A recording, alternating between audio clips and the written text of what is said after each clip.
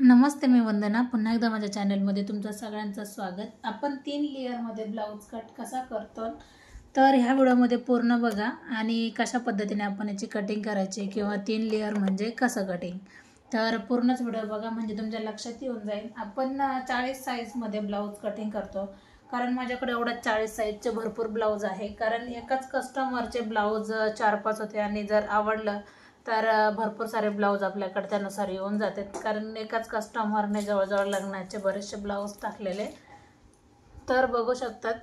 आता 3 लेअरमध्ये म्हणजे कसं, आता हा आला घागऱ्यावरचा ब्लाऊज आहे, नीट लक्षात घ्या.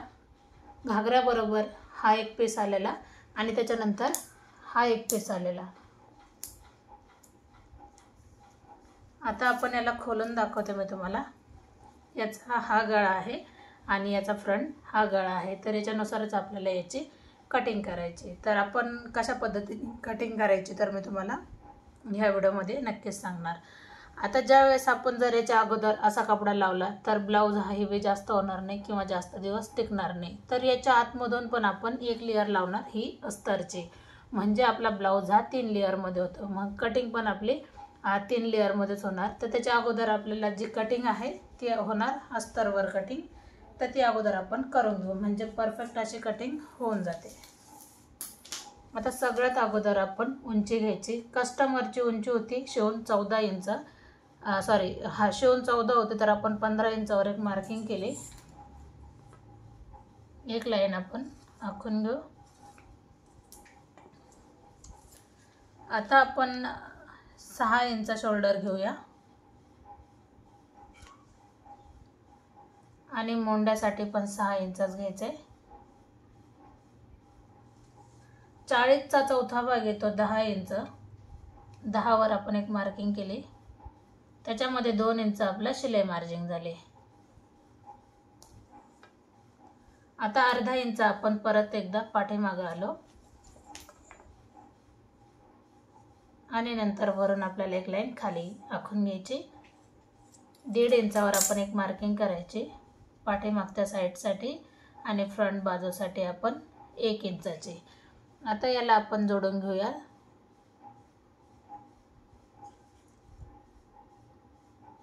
अशा पद्धतीने आपण जोडून घेतले. आता गळा किती घ्यायचा तर आता हा जो नेटचा ब्लाऊज आहे त्यानुसार आपल्याला गळा घ्यायचा आहे. तर याचा गळा किती बसतो ते आपण जेव्हा स्टिच करतो त्यावेळेस मी तुम्हाला नक्कीच दाखवणार. तरी पण गळा आपण 2.5 इंचाचा टाकून घेऊ. समोरचा गळा जेवढा आहे डिझाईनमध्ये त्यानुसारच आपल्याला कटिंग करावी लागेल. वरती 2.5 घेतले तर खाली मग आपण 3 इंच घेऊ. नंतर एक लाईन आखून घ्यायची आणि याला सुंदरसा असा पान आकार आहे गळ्याला, तर त्यानुसार आपण गळा स्टिच करू. तर बघू शकतात आपण कमी वेळामध्ये थोडासा बाहेरून जरी आला तर काही हरकत नाही, कारण गळ्याला आकार हा व्यवस्थित आला पाहिजे. आता कंबर किती आहे कस्टमरचं हे पूर्ण माप किती बसते 12 इंच. तेच 12 इंच आपण कमरेसाठी घेऊया आणि 1.5 इंच फिटिंगसाठी घ्यायचे आणि एक आपण लाईन आखून घेऊ. अशा पद्धतीने आपला हा पाठीचा भाग आहे. आपला फक्त गळ्यामध्ये थोडासा फॉल्ट झाला. आपल्याला गळा हा मोठा घ्यायचा आहे. जेवढा पाठीमागचा गळा आहे 10.5 इंचाचा गळा आहे. शिवून हा 10 इंचाचा होऊन जातो. फ्रंट जरी घ्यायचं बोललं तर सेम ह्याच पद्धतीने घ्या. 3 इंच आपण खालच्या साईडला घेऊ आणि ही लाईन आपण अशी थोडीशी याला खाली घेऊया. आता याच्यामध्ये मटका गळा येणार, बाकी बदल काहीच नाही. आता तुम्ही पाहू शकता. आता हा गळा याच्यामध्ये घ्यायचा आहे, तर मग हा गळा कमी करताना कशा पद्धतीने कमी करायचा आहे याचा पण व्हिडिओ नक्कीच तुम्हाला मी दाखवणार. आता अर्धा इंच आपण याला उतार द्यायचा आहे गळ्याकडून. आता मी तुम्हाला याच्यावर पण कटिंग करून दाखवले असते, पण आपल्याला फ्रंट साईडला 1 इंच कंपल्सरी जास्त घ्यावं लागतं. आता ही उंची किती आहे कस्टमरची 14 इंचाचा ब्लाऊज शिवून लागतं, तर आपण 15 घेतले. आता आपल्याला याची कटिंग करायची.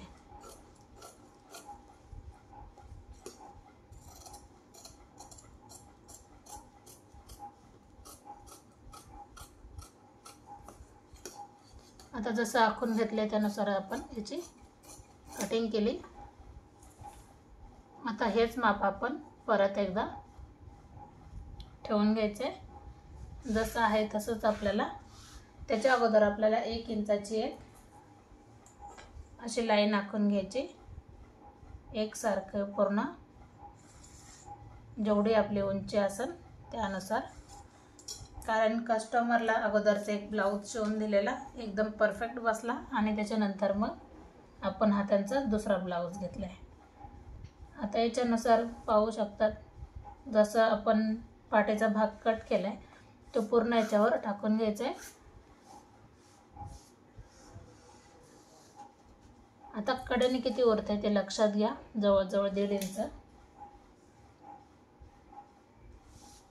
आता हे जसं आहे तसं आपण आखून घेतलं.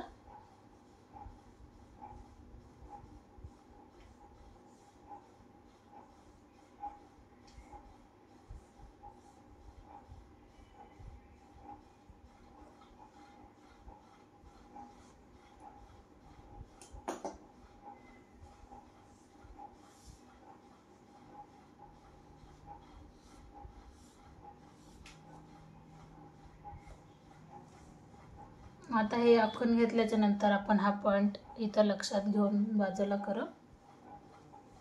जसं लक्षात येऊन जाते. आणि नंतर आपल्याला फ्रंट गळा घ्यायचा आहे. तर फ्रंट गळ्यासाठी आपण 2.5 इंच घेऊया. 2.5 इंचावर एक मार्किंग केली. तसंच आपण 7 इंचावर एक मार्किंग करायची.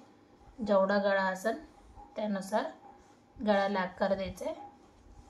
नंतर आपण जवळजवळ 4.25 किंवा 4 इंचावर जरी माप टाकलं तरी चालते. टक्ससाठी कंपल्सरी आपण 1 इंच खाली घेऊया. 1 इंचावर आपण एक लाईन आखून घ्यायची. आता आपल्याला काय करायचं आहे, फ्रंट मोंड्यासाठी पण आपल्याला अगोदर आखून घेऊ 1/2 इंच एवढा. दोन्ही याच्यातला अंतर तेवढाच असतो. आता हे जवळजवळ 4.25 जरी घेतलं तरी चालते, कारण आपल्याला बॅक साईड हुक करायचे आहेत. आणि नंतर हे साईड आपण वरती घेऊया. वरून आपल्याला यायचं आहे 10 इंचावर. तर ही लाईन इथपर्यंत घ्यायची आपल्याला. टक्स पॉईंट हा 9.5 इंचाचा होता, तर आपण 10 इंचावर मार्किंग केली, कारण टक्स पॉईंट हा उंचीनुसार पण काढला जातो. आता ह्या बाजूने जर आपल्याला कपडा 2 इंच जर उरला तर चांगली गोष्ट आहे. आता याच्यामध्ये 1.5 इंच आहे, तर मग मी 1.5 इंच घेणार. 2 इंच उरला असतं तर अतिशय सुंदर झालं असतं. कपडा कमी असल्यामुळं मग इथं पण मी 1.5 इंच घेतले. जे आपण बाहेर माप 1.5 इंच घेतले, तर आपण आतमध्ये पण 1.5 इंच घेतले. आणि आपल्याला काय करायचं आहे, मग 1 इंच इकडच्या बाजूने घ्यायचं आहे. जसं की 1 इंच ह्या बाजूने आले, मग हा टक्स आपला इथपर्यंत जातो. आता जे आपण 1.5 इंच बाहेरच्या बाजूने घेतले ते आपण इथं जॉईंट करूया. आणि नंतर हा भाग पण आपल्याला इथं जॉईंट करायचा आहे. हा भाग आपल्याला वरती जॉईंट करायचा आहे. अशा सिंपल पद्धतीने आपली कटिंग पूर्ण ही झाली. आता जसं आहे तसं आपल्याला याच्यामध्ये आखून घ्यायचं आहे. जसा गळा आहे त्यानुसार आखून घ्या. थोडासा आकार व्यवस्थित द्यायचा आहे. आणि जसं आपण आखून घेतले त्यानुसार आपल्याला पूर्ण कटिंग करायची. तर आपण याची कटिंग करू.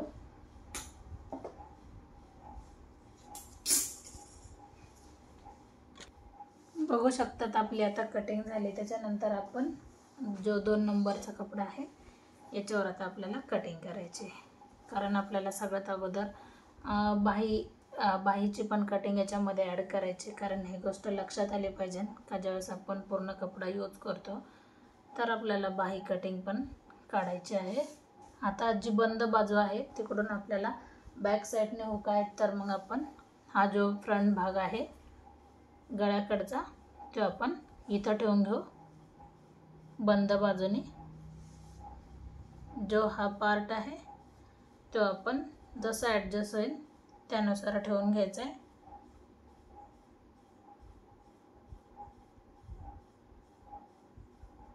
अशा पद्धतीने जरी ठेवला तरी चालते किंवा जसं आपल्याला कपडा पुरते त्यानुसार जरी ठेवला तरी चालते।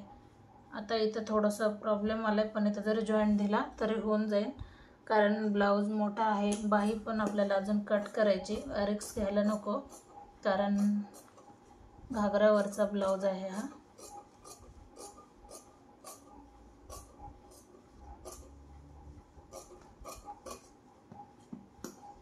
उरलेला कपडा आपण कट करू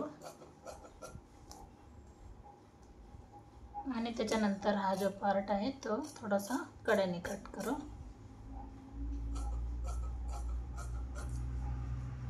आता हे झाले कटिंग। आता आपण पाठीचा भाग कट करायचा आहे। तर तो ओपन साईडने जरी असला, बंद बाजूने जरी असला काही हरकत नाही, कारण आपल्याला बॅक साईड हुक टाकायचे। खाली वरती जर असेल तर अगोदर आपल्याला लक्ष देऊन कटिंग करायचे।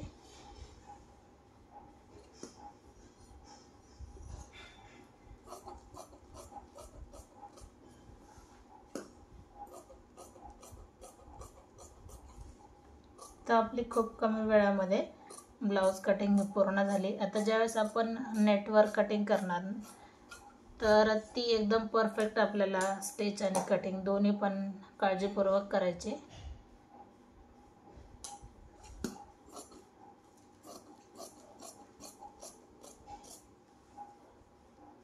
तर कटिंग कशी वाटली नक्कीच कमेंट करून सांगा। आता ज्यावेळेस आपण हा भाग जोडणार गळ्याचा, तर त्यावेळेला आपण मशीनवर याची कटिंग करू, म्हणजे ज्यावेळेस आपण जसं आपण स्टिच करू त्यानुसार आपण कटिंग करू। आता मी तुम्हाला दाखवते का हा भाग जर कमी करायचा असेल आपल्याला, कारण खोलल्याच्या नंतर भरपूर दिसतंय, तर मी तुम्हाला अगोदर याची दाखवते। म्हणजे अडीचचा गळा बरोबर आहे, पण आपल्याला इथं ब्रॉड नको आहे कस्टमरला, तर आपल्याला हे कमी घ्यायचे। तर आपण पाठीचा भाग कट करताना कशा पद्धतीने कट केला पाहिजे मी दाखवणार। हे एकदम परफेक्ट असं एकावर एकच आलं पाहिजे डिझाईन, मागं पुढं अजिबात व्हायला नको आहे। आणि ह्या डिझाईनपासून जेवढा आपल्याला शोल्डर घ्यायचं आहे तेवढा आपण घेऊ शकतो वरती। आता पाठीचा भाग जोडताना आपल्याला काय करायचं आहे,